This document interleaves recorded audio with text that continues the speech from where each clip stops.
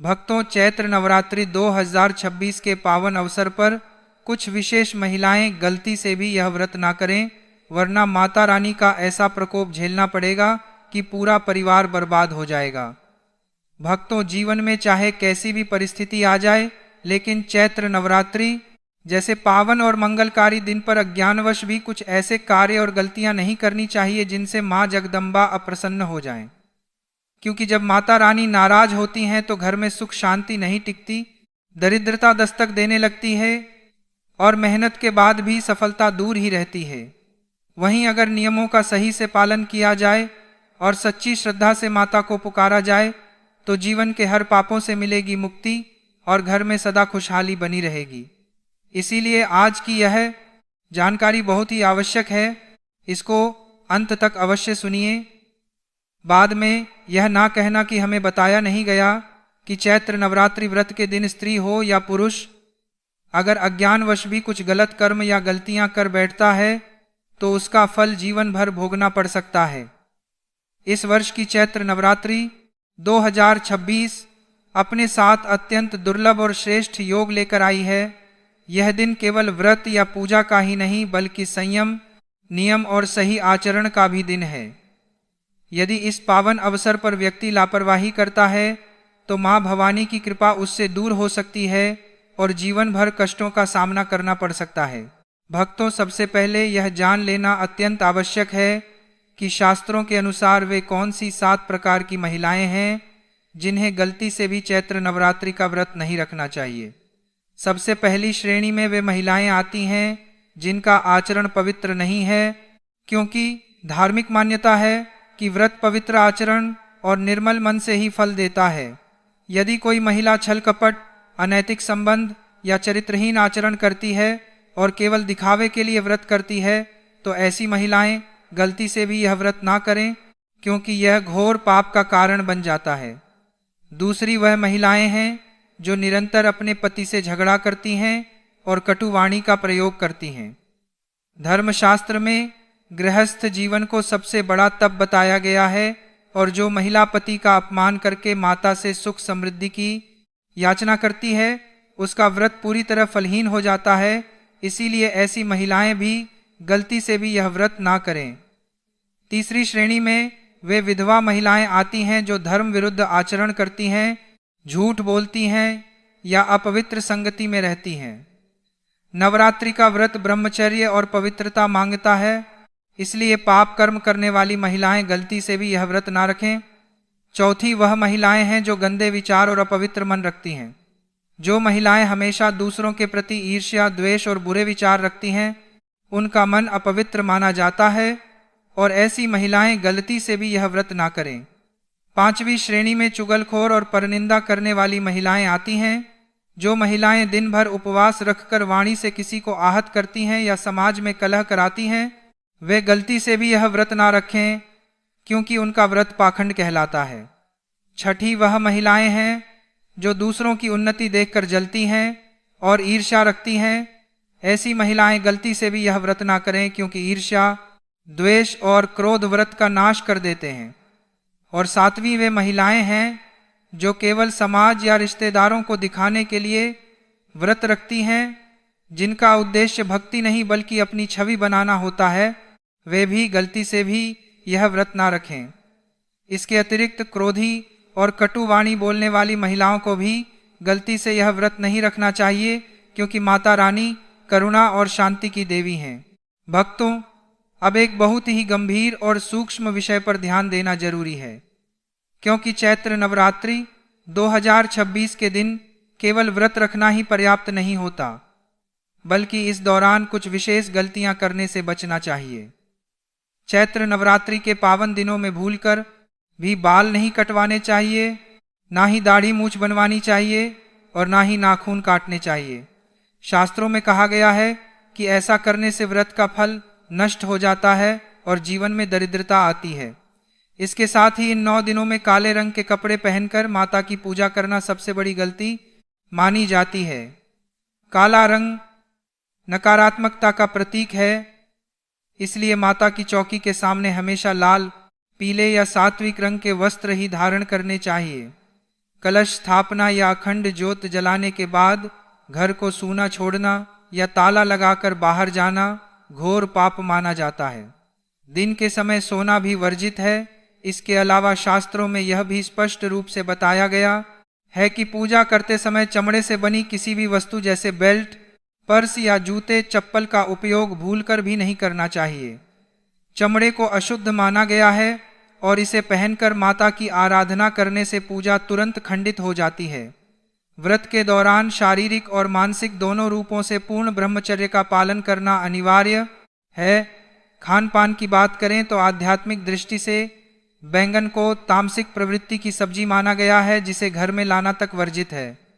मूली का सेवन, प्याज, लहसुन और मसूर की दाल बनाना या खाना भी अत्यंत अशुभ और पापकारी माना गया है। जो व्यक्ति इन नियमों का पालन करते हुए अपनी जीभ पर काबू पाकर शुद्ध मन से माता की आराधना करता है, उसके जीवन के हर पापों से मिलेगी मुक्ति और माता रानी उसकी झोली खुशियों से भर देंगी। भक्तों, चैत्र नवरात्रि 2026 में अपने घर में सुख, समृद्धि और खुशहाली लाने के लिए कुछ विशेष और शुभ वस्तुएं घर लाना अत्यंत फलदायी माना गया है। इस दौरान चांदी का सिक्का जिस पर गणेश जी या मां लक्ष्मी की प्रतिमा बनी हो, उसे घर के मंदिर में स्थापित करने से धन की वृद्धि होती है। इसके अलावा श्रृंगार का सामान जैसे चूड़ी, बिंदी, सिंदूर और मेहंदी लाकर मां दुर्गा को अर्पित करने से सौभाग्य में वृद्धि होती है और वैवाहिक जीवन सुखी रहता है। मां लक्ष्मी को कमल का फूल बेहद प्रिय है, इसलिए पूजा में कमल का फूल अवश्य शामिल करें। घर में सकारात्मक ऊर्जा के लिए तुलसी का नया पौधा, शंखपुष्पी, हर श्रृंगार, बरगद या केले का पौधा लाना बहुत ही शुभ होता है। इस पावन पर्व पर नवग्रह यंत्र, मुख्य द्वार के लिए स्वास्तिक, धातु की मूर्ति, केसरिया रंग की ध्वजा, मिट्टी का घरौंदा और शुद्ध गाय का घी घर लाने से घर की सभी परेशानियां दूर होती हैं और माता रानी का असीम आशीर्वाद प्राप्त होता है। इसके साथ ही यदि आप इस नवरात्रि में गोमती चक्र, दक्षिणावर्ती शंख या श्रीयंत्र खरीदकर माता के चरणों में रखकर उनकी विधि विधान से पूजा करते हैं तो आपके घर में साक्षात माता लक्ष्मी का स्थायी वास हो जाता है। यदि आप कोई नई प्रॉपर्टी, वाहन या नए वस्त्र और आभूषण खरीदने की सोच रहे हैं तो चैत्र नवरात्रि का यह शुभ समय इसके लिए सर्वश्रेष्ठ माना गया है। भक्तों, इसके साथ ही चैत्र नवरात्रि में किए जाने वाले कुछ नए और अचूक उपाय भी शास्त्रों में बताए गए हैं, जिन्हें करने से जीवन के हर पापों से मिलेगी मुक्ति और सारी मनोकामनाएं पूर्ण होंगी। यदि धन की अत्यंत समस्या है और कर्ज बढ़ता जा रहा है तो नवरात्रि के किसी भी दिन पीले कपड़े में 11 गोमती चक्र बांधकर माता रानी को अर्पित करें और नवमी के दिन उसे अपनी तिजोरी में रख लें। इससे धन का प्रवाह तेजी से बढ़ने लगता है। घर से हर प्रकार की नकारात्मक ऊर्जा और बुरी नजर को दूर करने के लिए पीली सरसों का उपाय बहुत ही कारगर है। नवरात्रि की शाम को माता के सामने घी का दीपक जलाएं और उसमें थोड़ी सी पीली सरसों डाल दें। इसके बाद पूरे घर में इस दीपक का प्रकाश दिखाएं। शीघ्र रोजगार प्राप्ति के लिए 27 पान के पत्तों की माला लाल धागे में बनाकर देवी को अर्पित करें और मन्नत पूरी होने पर उसे जल में प्रवाहित कर दें। खराब ग्रह दशाओं से छुटकारा पाने के लिए एक पानी वाले नारियल को अपनी गोद में रखकर देवी के समक्ष विशेष मंत्रों का जाप करें। अपनी उम्र के बराबर लौंग को काले धागे में बांधकर देवी को अर्पित करने से विशेष मनोकामनाएं पूरी होती हैं और चांदी की लौंग अर्पित करने से तंत्र मंत्र की बाधाएं कट जाती हैं। शीघ्र विवाह के लिए एक संपूर्ण सुपारी के चारों तरफ सिंदूर लगाकर उसे पीले कपड़े में देवी को अर्पित करें। इसके अतिरिक्त माता को प्रसन्न करने के लिए एक लाल चुनरी में बताशे, लौंग, इलायची और सिक्के रखकर माता के चरणों में अर्पित करें। इससे सुहाग की उम्र लंबी होती है और परिवार में खुशहाली आती है। भक्तों, नवरात्रि के इन पावन दिनों में भोजन का भी बहुत महत्व है, क्योंकि सात्विक आहार ही शुद्ध विचार उत्पन्न करता है। इन पावन दिनों में सात्विक और शुद्ध भोजन जैसे लौकी, कच्चे केले, सीताफल, कद्दू की सब्जी, कुट्टू का आटा, सिंघाड़े का आटा, साबूदाना, दूध, दही, घी और मखाने का सेवन सर्वोत्तम है। फलों में केला, सेब, संतरा, नाशपाती, अंगूर और किशमिश अवश्य खाएं, क्योंकि अंगूर में साक्षात माता लक्ष्मी का आशीर्वाद विद्यमान होता है और जो इसे खाता है उसके जीवन में कभी धन की कमी नहीं होती माता रानी को गन्ने का भोग लगाएं और यदि गन्ना ना मिले तो गुड़ और चने की दाल अर्पित करें। 5 रंग की मिठाइयाँ और मखाने की खीर बनाकर माता को भोग लगाने से और कन्याओं को खिलाने से घर में धन धान्य के भंडार भरे रहते हैं। कन्या पूजन के समय इस बात का विशेष ध्यान रखें कि कन्याओं की उम्र 2 वर्ष से लेकर 10 वर्ष के बीच ही होनी चाहिए। कन्याओं को घर बुलाकर सबसे पहले उनके चरण स्वच्छ जल से धोने चाहिए और फिर उन्हें सम्मान के साथ आसन पर बिठाकर भोजन कराना चाहिए। भोजन के बाद अपनी सामर्थ्य के अनुसार उन्हें दक्षिणा और लाल वस्त्र या श्रृंगार का सामान उपहार में अवश्य दें। जो भक्त सच्ची श्रद्धा से कन्याओं की सेवा करता है उससे माता रानी शीघ्र प्रसन्न होती हैं। इसलिए संकल्प लें कि आप इन 9 दिनों में कोई भी गलती नहीं करेंगे और पूरे सात्विक भाव से मां जगदम्बा की पूजा करेंगे, जिससे आपके जीवन के हर पापों से मिलेगी मुक्ति और आपका घर हमेशा खुशियों से महकता रहेगा। कलश स्थापना से लेकर दशमी तिथि और कलश विसर्जन तक की पूरी जानकारी और कलश स्थापना की सटीक पूजा विधि क्या है, व्रत के दौरान किन नियमों का पालन आपको करना है और माता दुर्गा को प्रसन्न कैसे करना है, नवरात्रि के दिनों में किन चीज़ों को खाना है और कौन सी चीज़ें भूलकर भी आपको इन 9 दिनों में नहीं खानी है। साथ ही हम जानेंगे कि इन 9 दिनों में आपको किन कार्यों को जरूर करना चाहिए और कौन से ऐसे कार्य हैं जो आपको भूलकर भी नहीं करने चाहिए। इसलिए दोस्तों, इस वीडियो को शुरू से लेकर अंत तक बिना भगाए पूरा जरूर देखना। चैत्र माह की यह नवरात्रि, इसे समस्त दोषों को हरने वाली नवरात्रि बताया जाता है। शास्त्रीय मान्यता है कि जो भी व्यक्ति इन 9 दिनों में ब्रह्म मुहूर्त में उठकर माता की आराधना कर लेता है उसे स्पर्श करने मात्र से वायु भी पवित्र हो जाती है। एवं व्रत के प्रभाव से ऐसे लोग 84 लाख योनियों में भटकने की जगह सीधे परम धाम को जाते हैं। इस व्रत की विशेषता बताते हुए कहा गया है कि यदि कोई व्यक्ति सच्चे मन से माता शैलपुत्री से लेकर माता सिद्धिदात्री तक की पूजा कर लेता है तो उसे माता भवानी का अद्भुत आशीर्वाद प्राप्त होगा। भक्तों, हमारे शास्त्रों में चैत्र नवरात्रि का महत्व बहुत अधिक बताया गया है। मार्कंडेय पुराण के अनुसार यह पर्व स्वयं आदि शक्ति माता दुर्गा को समर्पित माना जाता है। माता की महिमा का बखान करते हुए शास्त्रों में एक अत्यंत सिद्ध श्लोक बताया गया है, सर्वमंगल मांगल्ये शिवे सर्वार्थ साधिके शरण्ये त्र्यंबके गौरी नारायणी नमोस्तुते, जिसका अर्थ है कि हे नारायणी, तुम सब प्रकार का मंगल प्रदान करने वाली मंगलमयी हो, कल्याणदायिनी शिवा हो, सब पुरुषार्थों को सिद्ध करने वाली शरणागत वत्सला, 3 नेत्रों वाली एवं गौरी हो, तुम्हें नमस्कार है। मान्यता है कि इन दिनों में माता रानी साक्षात धरती पर विचरण करती हैं, इसलिए इन 9 दिनों में पूजा आराधना करना और इस श्लोक का पाठ करना बहुत फलदायी माना जाता है। इसके अलावा नवरात्रि पर कन्या पूजन और दान करना भी शुभ माना जाता है, जिससे पापों से मुक्ति मिलती है और पुण्य फलों की प्राप्ति होती है। दोस्तों, वीडियो में आगे बढ़ते हैं, लेकिन उससे पहले यदि आप इस चैत्र नवरात्रि पर अपने और अपने संपूर्ण परिवार के ऊपर माता भवानी और मर्यादा पुरुषोत्तम भगवान श्री राम जी की असीम कृपा प्राप्त करना चाहते हैं तो कमेंट सेक्शन में जय माता दी लिखकर हमारे चैनल को सब्सक्राइब जरूर कर लें। साथ ही आप अपनी राशि भी कमेंट बॉक्स में जरूर लिख दें ताकि हम आपको आपकी राशि के अनुसार उपाय बता पाएं, जिसे करके आप अपने जीवन में माता रानी की असीम कृपा प्राप्त कर सकें। दोस्तों, वैसे तो साल में 4 नवरात्रि आती हैं, 2 प्रत्यक्ष यानी चैत्र और शारदीय और 2 गुप्त नवरात्रि, लेकिन इन सभी में चैत्र नवरात्रि का अपना एक विशेष और बहुत ही बड़ा महत्व है। ब्रह्म पुराण के अनुसार चैत्र शुक्ल प्रतिपदा के दिन ही ब्रह्मा जी ने इस सृष्टि की रचना शुरू की थी और इसी दिन से हिंदू नववर्ष का प्रारंभ भी होता है। चैत्र यह नवरात्रि सिर्फ माता की आराधना का ही नहीं बल्कि भगवान श्री राम के जन्मोत्सव का भी पावन पर्व है, जो महानवमी के दिन मनाया जाता है। शास्त्रों में चैत्र नवरात्रि की एक बहुत ही अद्भुत कथा का वर्णन मिलता है। प्राचीन काल में सुदर्शन नाम के एक राजकुमार थे, जिन्हें उनके शत्रुओं ने राजपाट छीनकर जंगल में खदेड़ दिया था।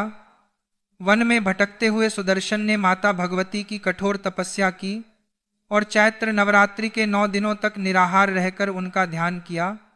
राजकुमार की इस सच्ची भक्ति से प्रसन्न होकर साक्षात जगत जननी मां दुर्गा प्रकट हुईं और उन्हें अजय होने का वरदान दिया।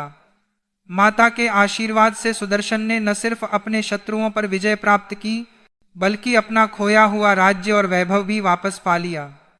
इसीलिए कहा जाता है कि जो भी भक्त चैत्र नवरात्रि में सच्चे मन से माता की पूजा करता है, उसके जीवन से हर तरह के संकट दूर हो जाते हैं और उसे सुख समृद्धि की प्राप्ति होती है। अब आइए जानते हैं कि इस साल चैत्र नवरात्रि की सही तिथि क्या है। पंचांग के अनुसार साल 2026 में चैत्र शुक्ल प्रतिपदा तिथि की शुरुआत 19 मार्च को सुबह 6:52 पर आरंभ होगी। वहीं प्रतिपदा तिथि का समापन अगले दिन 20 मार्च 2026 को तड़के 4:52 पर होगा। ध्यान दीजिएगा, क्योंकि 20 मार्च को सूर्योदय से पहले ही प्रतिपदा समाप्त हो रही है, इसलिए उदया तिथि के मान के अनुसार चैत्र नवरात्रि का पावन पर्व और घट स्थापना 19 मार्च 2026 दिन गुरुवार को ही मनाया जाएगा। व्रत और मुख्य कलश स्थापना भी 19 मार्च गुरुवार को ही किया जाएगा। भक्तों, चैत्र नवरात्रि के इन पावन दिनों की तिथियों की बात करें तो 19 मार्च को कलश स्थापना के साथ माता शैलपुत्री की पूजा की जाएगी। इसके बाद 20 मार्च को द्वितीया तिथि पर माता ब्रह्मचारिणी की पूजा होगी। 21 मार्च को तृतीया के दिन माता चंद्रघंटा की आराधना की जाएगी और 22 मार्च चतुर्थी तिथि को माता कूष्मांडा पूजी जाएंगी। 23 मार्च पंचमी को माता स्कंद माता और 24 मार्च षष्ठी को माता कात्यायनी की उपासना होगी। 25 मार्च सप्तमी के दिन माता कालरात्रि की पूजा का विधान है। 26 मार्च को महाअष्टमी के दिन माता महागौरी की पूजा और कन्या पूजन किया जाएगा। 27 मार्च महानवमी के दिन माता सिद्धिदात्री की पूजा और भगवान श्री राम का जन्मोत्सव यानी रामनवमी मनाई जाएगी।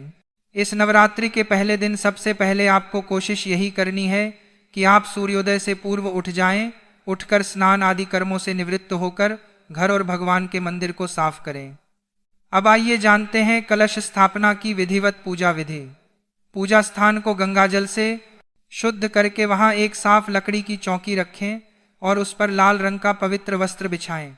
इसके बाद माता दुर्गा की प्रतिमा या चित्र को स्थापित करें। अब एक मिट्टी के पात्र में थोड़ी सी साफ मिट्टी डालकर उसमें जौ बो दें। इसके बाद एक तांबे या मिट्टी के कलश में शुद्ध जल और गंगा जल भरें। कलश के जल में सुपारी, सिक्का, अक्षत और दूर्वा डालें। कलश के मुख पर आम या अशोक के 5 पत्ते रखें और उसके ऊपर एक जटा वाला आरियल लाल कपड़े में लपेटकर और कलावा बांधकर स्थापित करें। कलश को जौ वाले पात्र के बीचों बीच रख दें। फिर भगवान गणेश, माता दुर्गा और सभी नवग्रहों का ध्यान करते हुए कलश स्थापना पूर्ण करें। माता के सामने एक अखंड घी का दीपक जलाएं और हाथ में जल, फूल या चावल लेकर 9 दिनों के व्रत का संकल्प करें। माता को लाल पुष्प, चुनरी, रोली, अक्षत और मिष्ठान का भोग अर्पित करें। इसके बाद माता को शीघ्र प्रसन्न करने के लिए उनके सबसे शक्तिशाली नवार्ण मंत्र ओम ऐं ह्रीं क्लीं चामुंडाय विच्चे का कम से कम 108 बार जाप अवश्य करें। इसके बाद दुर्गा सप्तशती का पाठ करें। भक्तों, 2026 में चैत्र नवरात्रि पर यदि मुहूर्त अनुसार कार्य किए जाए तो कार्य सिद्ध होते हैं। इन 9 दिनों में घर को पूर्ण रूप से साफ रखें। झाड़ू पोछा करके घर को सुव्यवस्थित करें। जूते चप्पल को मंदिर के पास या रसोई में भूलकर भी ना रखें। यदि घर गंदा रहता है या वस्त्र बिखरे रहते हैं तो देवी का प्रवेश रुक जाता है। साफ सुथरे और सुवासित स्थानों पर ही ईश्वरीय शक्तियां वास करती हैं। इन दिनों में बुजुर्गों, कन्याओं, संतों और गौ माता की सेवा विशेष रूप से करनी चाहिए। नवरात्रि के दिनों में मन, वचन और कर्म से शुद्ध रहना अत्यावश्यक है। झूठ, धोखा, चुगली या किसी का अपमान करने से बचना चाहिए। यदि कोई भक्त केवल बाहरी पूजा कर रहा है लेकिन भीतर से छल से भरा हुआ है तो उसकी पूजा माता भवानी स्वीकार नहीं करती। इस दिन गरीबों को अन्न, वस्त्र, फल और मिष्ठान का दान करना अत्यंत शुभ होता है। भोजन के नियमों की बात करें तो नवरात्रि के दिनों में किसी भी मनुष्य को मांसाहार का सेवन भूलकर भी नहीं करना चाहिए। साथ ही साथ मदिरापान करने से भी बचना चाहिए। यदि आप व्रत करते हैं तो अच्छी बात है, पर यदि घर में कोई ऐसे सदस्य हैं जो व्रत नहीं रख सकते हैं तो उन्हें भी भूल बैंगन की सब्जी, मसूर की दाल, मूली, प्याज, लहसुन और किसी भी प्रकार के तामसिक भोजन का सेवन नहीं करना चाहिए, क्योंकि नवरात्रि में इन सभी चीज़ों को खाना तमोगुण होने के कारण मांस खाने के बराबर माना गया है।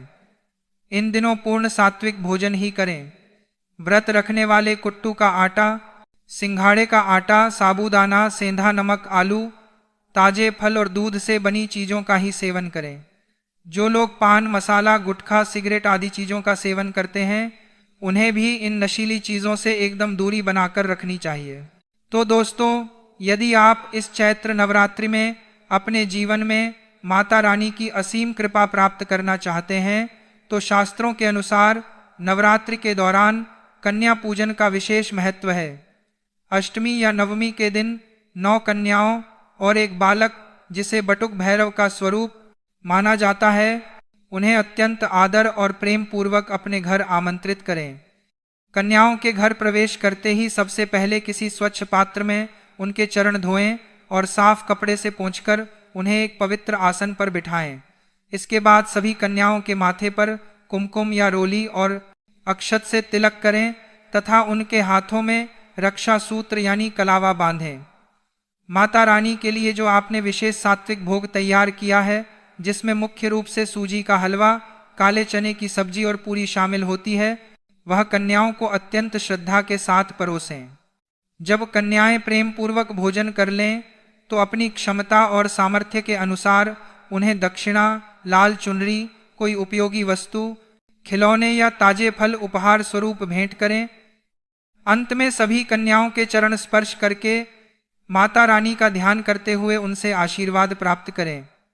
ऐसा माना जाता है कि कन्याओं के प्रसन्न होने से साक्षात माता भवानी प्रसन्न होती हैं और घर में सुख, शांति और समृद्धि का वास होता है।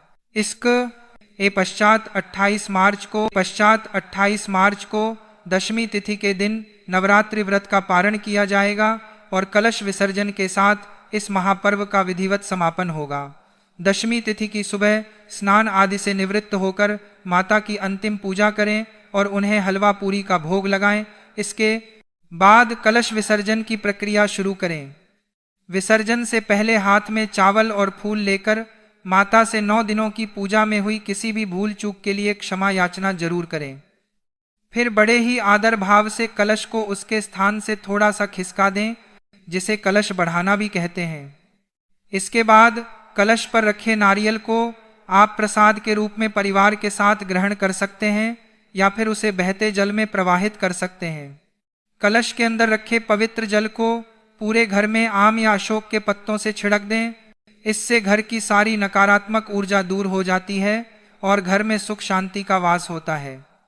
बचे हुए जल को आप किसी पवित्र पेड़ जैसे तुलसी या पीपल की जड़ में डाल दें। जहाँ तक जवारे की बात है तो कुछ जवारे निकालकर माता के चरणों में अर्पित करें, कुछ अपने घर की तिजोरी में बरकत के लिए रख लें और बाकी बचे हुए जवारों को मिट्टी के पात्र सहित किसी पवित्र नदी या बहते जल में विसर्जित कर दें। इसके साथ ही नवरात्रि की शाम को माता के मंदिर में एक घी का दीपक अवश्य प्रज्वलित करना चाहिए और गौ माता को प्रतिदिन ताजी रोटी खिलानी चाहिए। ऐसा करने से आपके जीवन में चल रहे सभी प्रकार के दोषों से मुक्ति मिले। शास्त्रों और पुराणों के अनुसार नवरात्रि के दिनों में किया गया पूजन और साधना बहुत शीघ्र फल देने वाला माना गया है। इसीलिए इन दिनों में पूजा करते समय विशेष सावधानी और पवित्रता का पालन करना आवश्यक बताया गया है। यदि पूजा में लापरवाही, अशुद्धता या नियमों की अनदेखी की जाती है तो माना जाता है कि पूजा का पूर्ण फल नहीं मिलता और साधना का प्रभाव भी कम हो जाता है। इसलिए यह जानना बहुत आवश्यक होता है कि चैत्र नवरात्रि की पूजा करते समय किन किन बातों का ध्यान रखना चाहिए और कौन सी गलतियां बिल्कुल नहीं करनी चाहिए। सबसे पहले यह ध्यान रखना चाहिए कि नवरात्रि के दिनों में घर और पूजा स्थान की शुद्धता अत्यंत आवश्यक होती है। शास्त्रों में कहा गया है कि जहाँ देवी की स्थापना की जाती है वह स्थान पूरी तरह साफ सुथरा और पवित्र होना चाहिए। कई बार लोग बिना अच्छी तरह सफाई किए या अव्यवस्थित स्थान पर ही कलश स्थापना कर देते हैं, जिसे उचित नहीं माना गया है। पूजा स्थान पर धूल मिट्टी, गंदगी या अव्यवस्था नहीं होनी चाहिए, क्योंकि माना जाता है कि देवी माँ शुद्ध और सात्विक वातावरण में ही प्रसन्न होती हैं। इसीलिए नवरात्रि शुरू होने से पहले घर की अच्छी तरह सफाई कर लेनी चाहिए और जिस स्थान पर पूजा होनी है उसे विशेष रूप से पवित्र और व्यवस्थित रखना चाहिए। नवरात्रि की पूजा में एक महत्वपूर्ण नियम यह भी माना जाता है कि कलश स्थापना बहुत विधि पूर्वक और श्रद्धा से की जानी चाहिए। कई लोग जल्दी जल्दी में या बिना सही विधि जाने ही कलश स्थापित कर देते हैं, जो शास्त्रों के अनुसार उचित नहीं